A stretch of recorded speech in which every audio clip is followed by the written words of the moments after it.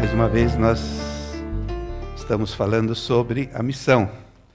E, na verdade, nós estamos numa série. No último dia do mês passado, de maio, também o assunto foi missão. E durante todo o mês de junho, cada domingo, nós estamos falando sobre um aspecto da missão. E também nós tivemos durante todo o primeiro semestre, não me engano, a partir de março, alguma coisa assim, tivemos um curso e agora nós estamos concluindo esse semestre, justamente porque é um ano em que a igreja está colocando uma forte ênfase nesse aspecto da missão da igreja e o que é que Deus espera de cada um de nós. E o tema de hoje, relacionado com a missão, tem a ver com quem, na verdade, é o coadjuvante e quem é o protagonista. E vamos lá para o nosso primeiro teste. Funciona. Nós vimos na semana passada o pastor Paulo Moreira falando sobre a urbe como foco, e nós estivemos, então, refletindo juntos sobre as grandes cidades, os desafios que nós temos, e hoje nós, então, estaremos continuando, tentando ver alguns aspectos muito importantes em relação a esse assunto, o que significa estarmos envolvidos na missão no século XXI. E alguns de vocês, nem todos, obviamente, mas alguns de vocês devem se lembrar de um filme chamado A Missão. E, pelo menos, os mais jovens não, mas se você tiver a idade do Nomoto, certamente você vai se lembrar desse filme. Aliás, Nomoto, muito bem-vindo, é bom tê-lo em nosso meio. E você chegou às 11, tá bom, não tem problema não. E esse filme... E eu sei que está ruim a qualidade, mas depois de meia hora procurando algo com uma qualidade melhor na internet não foi possível. Esse filme fala sobre um aspecto da missão, na verdade. Um dos protagonistas é o Robert De Niro, e depois também tem um outro protagonista chamado Jeremy Irons. Esses dois assim ocupam uma boa parte do filme. E nós vamos passar um pequeno trailer, são de 2 ou 3 minutos, e, aliás, seria interessante se nós conseguíssemos diminuir algumas dessas luzes. E nesse trailer, infelizmente, não consegui um que nós tivéssemos, que estivesse legendado, mas realmente o diálogo é muito curto, e no período, na parte que você vai ver um pequeno diálogo, o que é importante saber é que ali nós tínhamos representantes do Papa, nós tínhamos representante do rei de Portugal, representantes do rei da Espanha, e eles estavam ali discutindo os indígenas que estavam no meio de toda aquela situação, a quem pertencia. Pertencia ao reino da Espanha, pertencia ao reino de Portugal, e um dos reis, no caso de Portugal, queria usá-los como escravos, e já o reinado de Espanha queria que eles fossem considerados cidadãos espanhóis. E é muito interessante porque isso mostra o quanto política e igreja estavam envolvidos na definição que existia na época sobre o que é a missão e o que Deus está esperando de nós. Vamos ver esse pequeno trailer de 2 ou 3 minutos e nós continuamos.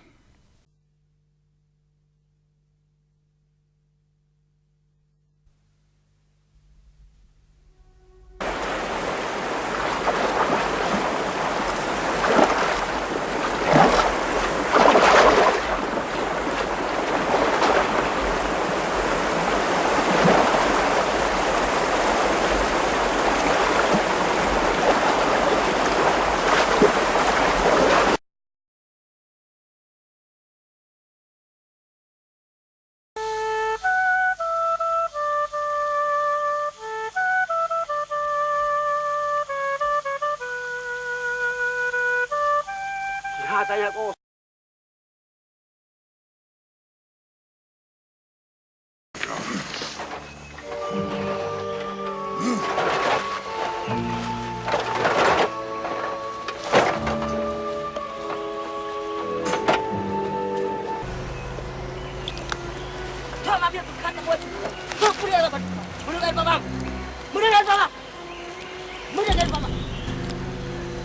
Vamos! Vamos, mochila! Mochila! Mochila!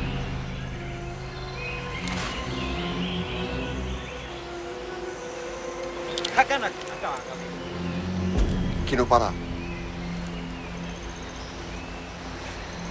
Tiga papung!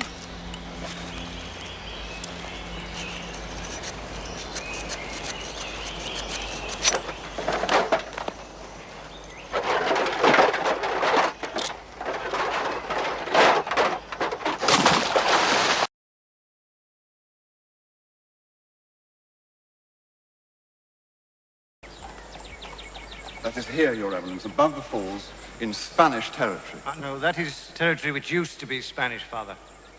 Now it's Portuguese. Surely that is what His Eminence is here to decide, Your Excellency. No, that is a state matter.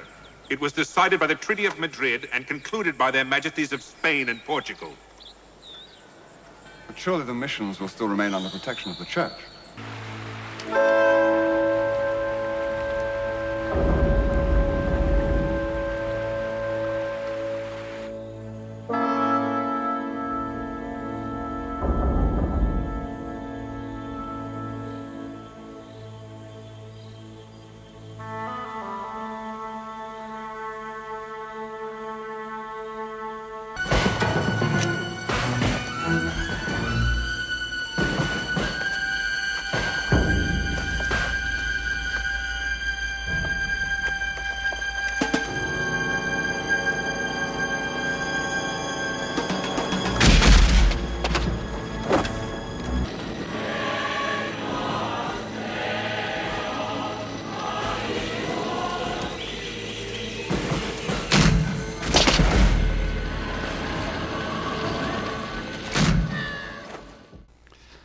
Alguns de vocês devem ter dito, agora que estava ficando bom, né? Mas depois eu imagino que você pode alugar, é um filme fantástico. Mas quando nós vemos apenas esses 3 minutos, que, na verdade, nós podemos facilmente definir aí, quando nós olhamos isso, qual é a missão. Nós temos aí os jesuítas, nós temos os representantes dos governos das grandes potências da época, nós temos o representante da igreja, que representava o Papa. Nós vimos 1 ou 2 dos protagonistas nesse pequeno pedaço. Nós poderíamos conversar sobre a abrangência da missão, que inclusive o representante do Papa e os jesuítas entendiam qual era a parte que eles tinham, e tudo isso eles acreditavam que o que eles estavam fazendo era verdadeiramente cumprindo um mandato de Deus. Eles estavam fazendo aquilo que Deus esperava deles.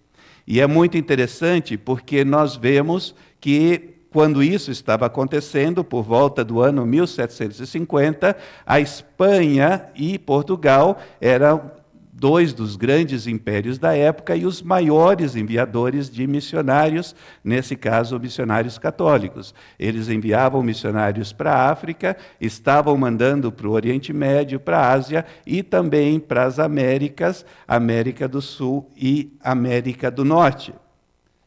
Nessa mesma época que esses acontecimentos do filme estavam acontecendo, onde alguns queriam tratar os indígenas como animais e outros queriam tratar os indígenas como seres humanos com alma e que precisavam receber o cristianismo. Ao mesmo tempo, havia um grupo conhecido como puritanos, nesse caso já não eram católicos, eram protestantes, e os puritanos estavam colonizando a América do Norte. E os puritanos entendiam que a missão deles, entre outras coisas, eles entendiam que parte daquilo que Deus esperava deles era estabelecer o reino de Deus na nova nação. E na compreensão deles era impossível estabelecer pelo menos um pedacinho do reino de Deus na América do Norte com a presença dos indígenas. Portanto, eles entenderam que um dos versículos missionários que Deus estava colocando no coração deles para justificar A missão que eles entendiam que eles tinham era justamente 1 Samuel, capítulo 15, versículo 3, onde nós vemos o seguinte: vai, pois, agora e fere Amaleque e destrói totalmente tudo que tiver. E eles entendiam que então Deus estava pedindo deles para que o reino de Deus, um pedacinho do reino de Deus, pudesse ser estabelecido na América do Norte. Eles precisavam eliminar a população indígena, a população nativa naquele lugar. Isso apenas para mostrar que a definição de missão, o foco de missão, o objetivo de missão, a abrangência de missão, na história do cristianismo, em diferentes momentos, teve diferentes prioridades, diferentes definições, diferentes protagonistas e diferentes maneiras de atuar e levar a missão a cabo. E o que nós vamos fazer aqui nos nossos próximos 27 minutos e meio, pelo que eu estou vendo ali no relógio, eu vou tentar resumir em 27 minutos e meio, e já pedi licença para aqueles que fizeram o curso e que assistiram a 2 das aulas. Eu vou tentar resumir essas 3 horas nesses próximos 23 minutos, porque nós entendemos, conversando, que seria importante que isso fosse compartilhado a um número maior de pessoas da igreja. Mas, graças a Deus, apesar daquilo que nós vimos no filme A Missão, apesar dessa compreensão que alguns cristãos tiveram por volta do século XVIII na América do Norte, e não somente na América do Norte, mas isso acabou se repetindo na Ásia, em diferentes partes do mundo, houve, obviamente, uma evolução, e nós podemos tentar, então, no século XXI, de acordo com essa evolução que houve na compreensão do que significa fazer missão, nós poderíamos, então, tentar definir, bom, para nós, você e eu, cristãos do século XXI, frequentadores, membros da CB Moema, quando nós falamos desse assunto, na verdade, quem é o protagonista? Qual é a definição que hoje, olhando para a palavra de Deus, nós podemos dar para aquilo que nós definimos como missão? E até onde nós devemos chegar nesse conceito que nós chamamos de missão? E graças a Deus, com a evolução, com a mudança dos tempos, a igreja foi mudando a sua compreensão do que significa a missão, e mais ou menos a partir do final do século XIX, por volta do ano 1850, começou a haver uma nova ênfase missionária, e os versículos missionários preferidos deixaram de ser como aqueles que nós vimos de 1 Samuel. E, obviamente, nós podemos dizer com toda certeza que essas 2 passagens bíblicas que vocês têm aí na Bíblia são praticamente reconhecidas por todos os cristãos evangélicos como 2 dos principais textos missionários que nós temos disponível na Bíblia. Um é absolutamente conhecido por todos nós, Mateus 28, 18 a 20, onde nós temos o famoso Ide por todo mundo, Jesus dizendo que nós deveríamos de fato ir com o propósito de fazer discípulos de todas as nações. E outra passagem também bastante conhecida, Atos capítulo 1, versículo 8, nós vemos aí Jesus também dizendo que nós receberemos poder e que então nós seríamos testemunhas tanto em Jerusalém como em toda a Judeia, Samaria e até os confins da terra. E quando nós levamos essas passagens absolutamente missionárias em consideração, nós podemos chegar a pelo menos 3 conclusões diferentes. Quando nós olhamos essas passagens, nós obviamente acabamos chegando à conclusão de que nós somos os protagonistas, afinal de contas, Jesus deixou claramente estabelecido que ele estava pedindo para você e para mim de que nós deveríamos cumprir a missão de fazer discípulos até os confins da terra. A missão é nossa. Afinal de contas, Jesus nos deu essa missão. Além disso, nós chegamos à conclusão, baseado nesses versículos, de que a missão tem a ver com pregar o Evangelho, fazer discípulos e estabelecer novas igrejas, onde, obviamente, em Jerusalém, Samaria, Judeia, Samaria e até os confins da terra. E aí nós analisamos, bom, a minha Jerusalém hoje é Moema, a minha Judeia seria o estado de São Paulo, e assim nós vamos então definindo o que nós entendemos pela abrangência da missão e a definição do que é missão. E a pergunta que nós temos que fazer, obviamente, é se tem alguma coisa errada com essa definição. E sem mais delongas, eu gostaria de dizer que não é que tem algo errado nisso que nós estamos vendo. Afinal de contas, vejam só que interessante, até o Papa Francisco já disse que, se a igreja não proclama Jesus, nos transformaremos em uma ONG piedosa, mas não na esposa de Cristo. Na verdade, ninguém mais pode fazer essa tarefa de proclamação e discipulado, a não ser aqueles de nós que fazemos parte do corpo de Cristo. Nós não temos como terceirizar essa tarefa, e é fato que isso deve acontecer tanto na nossa Jerusalém, como Samaria, Judeia e até os confins da terra. Mas a questão aqui não é saber se existe um erro nessas conclusões que nós chegamos a partir daqueles versículos missionários. A pergunta que, nas últimas décadas, alguns teólogos e missiólogos começaram a fazer era se será que, quando nós falamos, isso é tudo.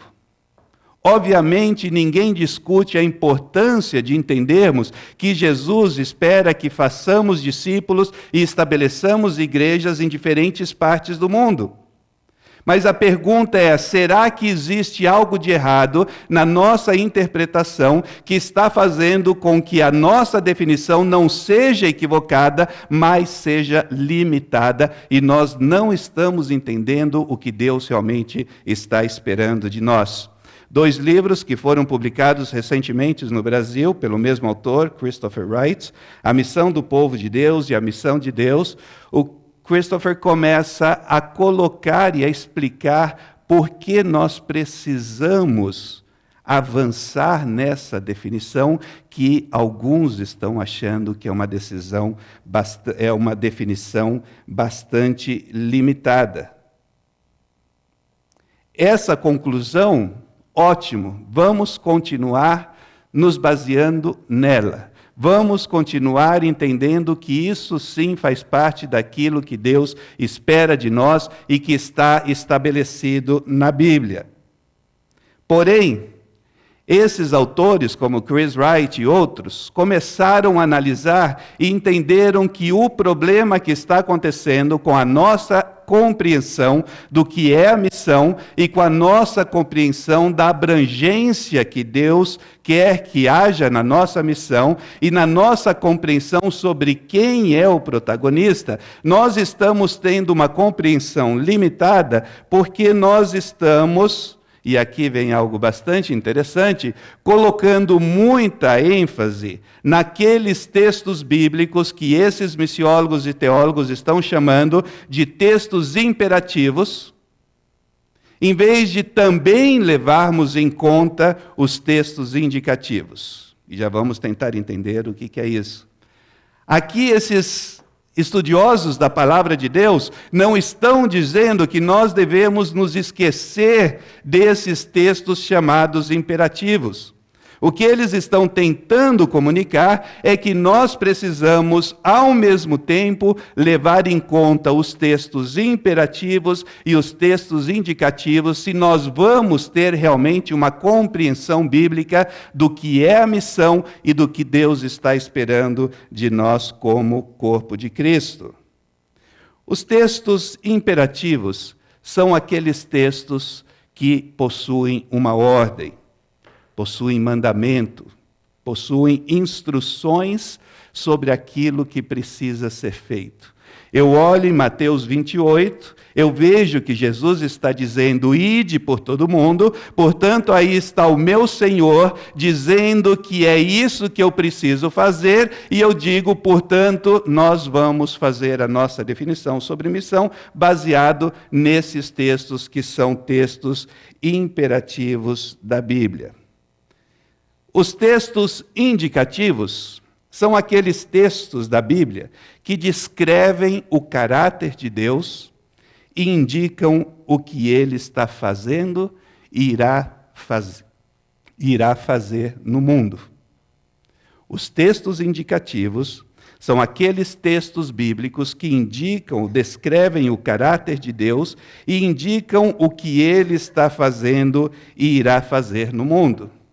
E quando nós pensamos nessa divisão entre textos indicativos e textos imperativos, o que nós chegamos, o que é muito interessante notar o seguinte: mais ou menos 30% da Bíblia é composta por textos imperativos, onde nós vemos claramente que existe uma ordem, onde nós vemos claramente que existe um mandamento.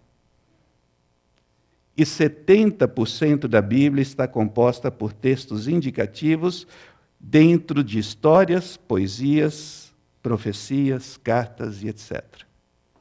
Em outras palavras, se a nossa definição de missão está baseada nos textos imperativos da Bíblia, isso significa que nós estamos usando apenas 30% da Bíblia e estamos deixando 70% da Bíblia de lado na definição e na tentativa de compreendermos o que é que Deus espera de cada um de nós e o que Ele espera da sua igreja. E, na minha opinião, isso seria um grande pecado se nós permitíssemos que isso continuasse acontecendo e que a nossa definição de missão fosse baseada apenas nesses 30% de textos onde nós vemos alguma ordem específica. Quando nós começamos a olhar nos textos indicativos, nós começamos a ver algumas coisas muito interessantes. Nós vemos, por exemplo, em Levítico, capítulo 19, disse ainda o Senhor a Moisés: diga o seguinte a toda a comunidade de Israel: sejam santos, porque eu, o Senhor, o Deus de vocês, sou santo. E aqui nós temos, ao mesmo tempo, exemplos de textos indicativos, e uma parte do texto também está dando uma ordem. A ordem está dizendo o seguinte: pessoal, se vocês são realmente parte da família de Deus, vocês devem ser um povo santo. Mas daí Deus vai além, e Ele diz: vocês devem ser um povo santo, porque eu, o Senhor, seu Deus, sou santo. Em outras palavras, o nosso ponto de referência em relação ao que nós devemos ser é nada mais, nada menos do que a santidade do próprio Deus. E quando nós continuamos, nós vemos, por exemplo, Deuteronômio, capítulo 10, em que nós vemos mais um texto indicativo, onde Deus está dizendo que Ele é o Deus Todo-Poderoso, Ele é o Deus incomparável, terrível, e dentro dessa característica de Deus Todo-Poderoso, que é santo, quais são as prioridades desse Deus? Ele não faz acepção de pessoas, Ele não recebe suborno, Ele faz justiça ao órfão, à viúva, Ele ama o estrangeiro, dando-lhe pão e roupa. Isso faz parte da santidade de Deus. E nós vimos na passagem anterior que Deus está dizendo: pessoal, vocês devem ser como eu sou. Vocês devem priorizar aquilo que eu priorizo. E aí nós chegamos, e eu gostaria que você abrisse a sua Bíblia em Êxodo, capítulo 6, versículos 6 a 8, que normalmente não é uma passagem que nós usamos nas nossas conferências missionárias, mas é uma passagem onde Deus está pedindo para Moisés falar com o povo de Israel. E é muito interessante o que Deus está falando num momento em que o povo de Israel estava vivendo na escravidão no Egito, estava sofrendo. E Deus, a partir do versículo 6 do capítulo 6, diz o seguinte: Eu sou Jeová, eu vos tirarei de debaixo das cargas dos egípcios, eu livrar-vos-ei da sua servidão e vos resgatarei com braço estendido e com grandes juízos. Eu vos tomarei por meu povo e serei vosso Deus. E vós sabereis que eu sou Jeová, vosso Deus, que vos tiro de debaixo das cargas dos egípcios. Eu vos introduzirei na terra que jurei dar a Abraão, a Isaque e a Jacó, e vou-la darei por herança. Eu sou Jeová. E é muito interessante que alguns estudiosos dizem que essa passagem que nós acabamos de ler, na verdade é o Evangelho encapsulado no Antigo Testamento. Se você quiser pregar o Evangelho para alguém, e em vez de ir direto para o Novo Testamento, você quiser usar esse texto, você pode, sem problema nenhum, fazer isso, porque aqui nessa passagem, veja só o que nós estamos vendo. Nós estamos vendo que Deus está prometendo que esse povo que está na escravidão seria o seu povo. Eles saberão, que também pode ser traduzido por conhecerão, que Jeová é Deus. Eles seriam libertados da escravidão espiritual, material, econômica, política e étnica, e além disso receberam a promessa de que eles teriam a entrada à terra prometida, ou seja, eles teriam o Shalom de Deus.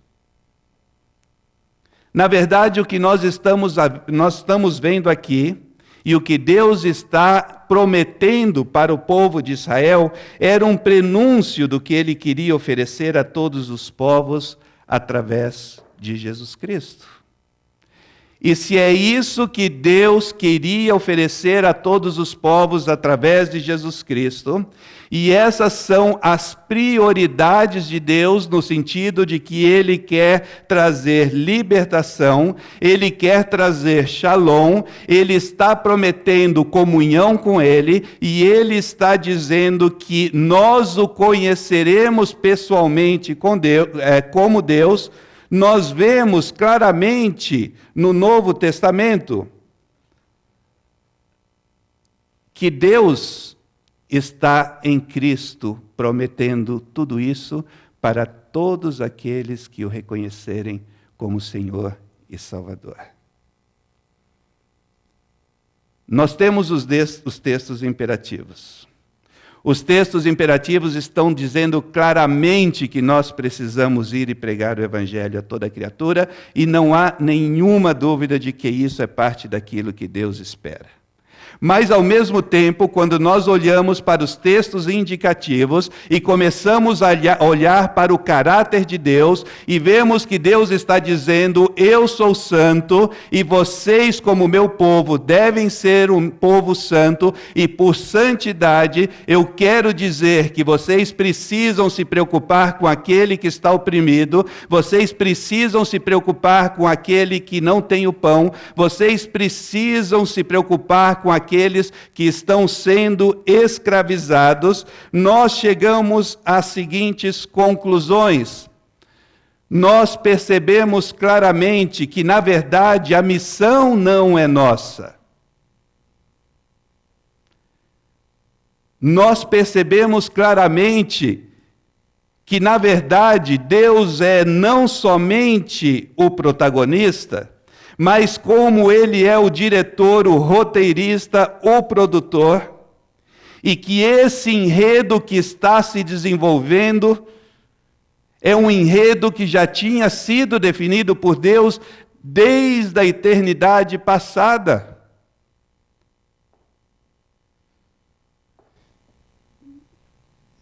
E, num certo sentido, Deus é um estraga-prazeres, porque ele acabou nos dando vários spoilers para saber como acaba esse enredo.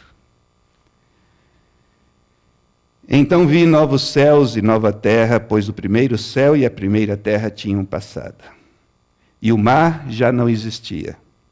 Vi a cidade santa, Nova Jerusalém, que descia dos céus, da parte de Deus, preparada como uma noiva adornada para o seu marido. Ouvi uma forte voz que vinha do trono e dizia: agora o tabernáculo de Deus está com os homens com os quais ele viverá. Eles serão os seus povos. E olha só que fantástico. O próprio Deus estará com eles e será o seu Deus. Ele enxugará dos seus olhos toda lágrima. Não haverá mais morte, nem tristeza, nem choro, nem dor, porque a antiga ordem já passou. A cidade não precisa de sol nem de lua para brilharem, pois a glória de Deus a ilumina e o Cordeiro é a sua candeia. As nações andarão em sua luz e os reis da terra lhe trarão a sua glória. Suas portas jamais se fecharão de dia, pois ali não haverá noite. A glória e a honra das nações lhe serão trazidas. Nela jamais entrará algo impuro, nem ninguém que pratique o que é vergonhoso ou enganoso, mas unicamente aqueles cujos nomes estão escritos no livro da vida do Cordeiro. Irmãos, quem é o protagonista? É o Deus Pai, Filho e Espírito Santo. É Ele que liberta. É Ele que venceu a morte. É Ele que criará um novo céu e uma nova terra. É Ele que enxugará toda lágrima. É Ele que eliminará todo choro. É Ele que eliminará toda tristeza, toda dor, e eliminará tudo que é impuro, enganoso e vergonhoso. Alguém disse que somente na cruz, ou seja, tudo que houver na nova criação redimida, estará ali por causa da cruz. E de modo inverso, tudo que não houver ali, sofrimento, lágrimas, pecado, Satanás, doença, opressão, corrupção, decadência e morte, não estará lá, porque foi derrotado e destruído pela morte de Jesus Cristo na cruz. Isso significa, irmãos, que esse grande protagonista, diretor, scriptwriter, que já nos mostra como tudo isso vai terminar, essa grande missão. O fantástico é o seguinte: enquanto estivermos deste lado da eternidade, a partir do momento que você e eu dissemos sim a Deus, confiando em Cristo Jesus como nosso Senhor e Salvador, Ele está chamando você e eu a fazermos parte daquilo que Ele está fazendo no mundo em que nós vivemos. Deus está convidando você e eu a fazermos parte da sua missão de levar cura para todas as nações.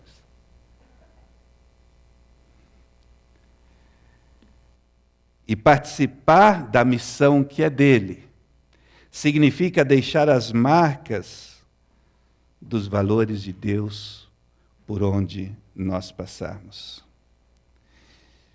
Isso significa que, por meio de Cristo, eu vou estar anunciando que eu e todos aqueles que aceitarem a Cristo têm reconciliação com Deus, consigo mesmo, com o próximo e com a natureza.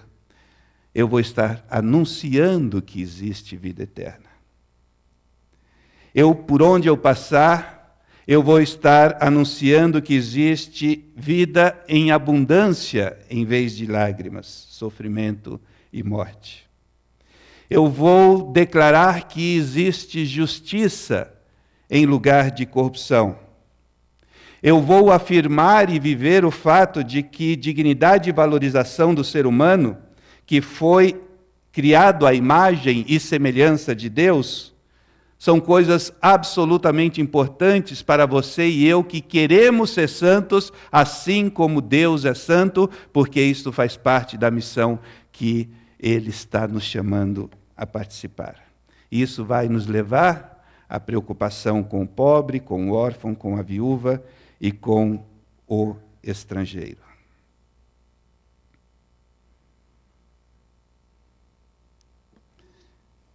O que significa ser coadjuvante na missão de Deus? Significa ir à igreja e cantar louvores a Deus, mas também significa cuidar do órfão, da viúva, do pobre e do estrangeiro. Significa, sim, jejuar, mas também significa levar a paz de Cristo e reconciliação para os campos de refugiados da Palestina. Significa, sim, estudar e meditar na palavra de Deus, mas também significa levar esperança aos milhões de africanos que foram infectados, por exemplo, com o vírus HIV. Significa evangelizar o Brasil e o mundo, mas também significa preocupar-se com o cuidado da criação que geme. Significa orar, mas significa também atuar ativamente para aliviar a dor dos que estão sendo perseguidos por amor a Cristo. Significa se derramar em arrependimento aos pés de Cristo, mas significa também proclamar o ano do perdão das dívidas.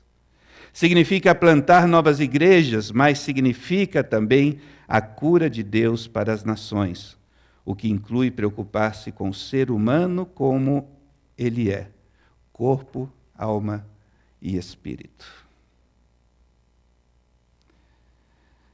David Bosch, um conhecido teólogo, disse que missão é, ao mesmo tempo, o sim de Deus ao mundo por meio da manifestação e envolvimento misericordioso do seu povo com os pobres, oprimidos e injustiçados do mundo. Ele é o não de Deus ao mundo por meio do seu povo que exerce um papel profético de denúncia do pecado em todas as suas diferentes facetas. Mas significa também evangelização, discipulado e plantação de igrejas em Jerusalém e até os confins da terra. A missão é de Deus, e Ele está convidando você e eu a participarmos da sua missão de levar cura para as nações. Quando nós, Rosângela e eu, trabalhávamos ainda com uma organização na Espanha, nós recrutávamos profissionais da América Latina para que eles pudessem trabalhar entre povos muçulmanos que ainda não tinham escutado a palavra de Deus. E nós acabamos recrutando uma senhora de cerca de entre 55 e 60 anos, venezuelana, viúva, com grandes limitações em diferentes áreas. E ela era fisioterapeuta. E ela entendeu da parte de Deus que ela deveria usar a sua profissão no interior do Marrocos, num vilarejo de talvez 15 a 20 mil pessoas, onde grande parte das mulheres usam os seus véus, onde não existia a presença da igreja evangélica, mas ela entendeu que nessa situação Deus a estava chamando para usar a sua profissão como fisioterapeuta para abençoar aquela região de um país tão necessitado da pregação do evangelho.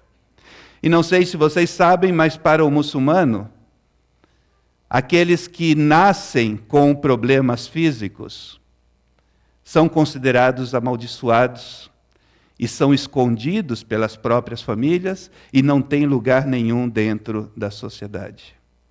E quando ela chegou nessa pequena cidade, ela encontrou um jovem de aproximadamente 20 anos, que tinha uma doença física que o impossibilitava de caminhar sem muletas, que o impossibilitava de ter uma vida normal para um jovem da sua idade, era escondido pelos pais. E essa senhora viúva começou a trabalhar consistentemente com esse jovem, e esse jovem, pouco a pouco, começou a desenvolver algumas habilidades que até então ele não tinha, porque ele era considerado amaldiçoado por Deus. Aos poucos, com o tratamento que foi feito, esse jovem começou a participar de uma equipe de, se eu não me engano, basquetebol, em cadeira de rodas, que o fez começar a se enturmar com uma equipe de jovens que até então ele não tinha, e eventualmente numa outra atividade, essa equipe participou de um movimento que foi feito num estádio da cidade, e esse jovem que durante 20 anos estava sendo negligenciado pela família e pela sociedade, quando ele entrou no estádio para poder participar daqueles jogos juntamente com outros jovens da sua idade, o estádio se colocou em pé e começou a bater palmas. Pela primeira vez na sua vida, aquele jovem entendeu que o Deus Todo-Poderoso não é um Deus que amaldiçoa. Ele é um Deus que considera a dignidade de todo ser humano, inclusive daquele que durante 20 anos ficou escondido pela sua família. Isso começou a trazer uma revolução naquela pequena cidade.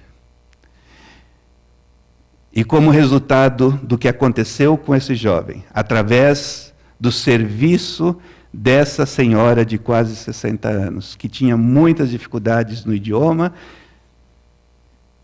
as portas começaram a se abrir para que Cristo fosse proclamado, muçulmanos se arrependessem dos seus pecados, aceitassem a Cristo como Senhor e Salvador, e como resultado, naquele dia, quando nós estivermos no novo céu e na nova terra, nós veremos muçulmanos adorando a Cristo, como resultado dessa senhora, de quase 60 anos, que decidiu investir na vida de uma pessoa que estava sendo negligenciado pela sua família e pela sociedade em que ele vivia.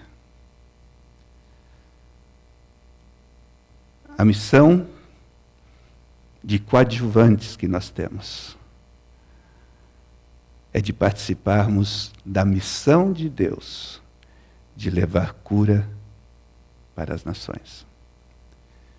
E Ele está nos dando o grande privilégio de fazermos parte daquilo que Ele já está fazendo e vai fazer, porque haverá um dia em que nós estaremos no novo céu e na nova terra, num lugar onde já não haverá dor, não haverá pecado, não haverá corrupção e não haverá tristeza.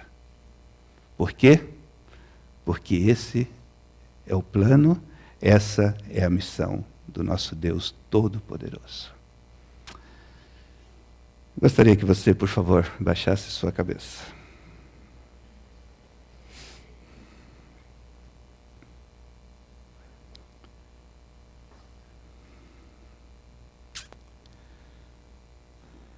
Senhor, obrigado pelo privilégio incrível que nós temos de estarmos sendo convidados a fazer parte da Tua missão de levar cura para as nações. E essa cura, Senhor, como nós acabamos de ver, é uma cura espiritual, onde há reconciliação com Deus.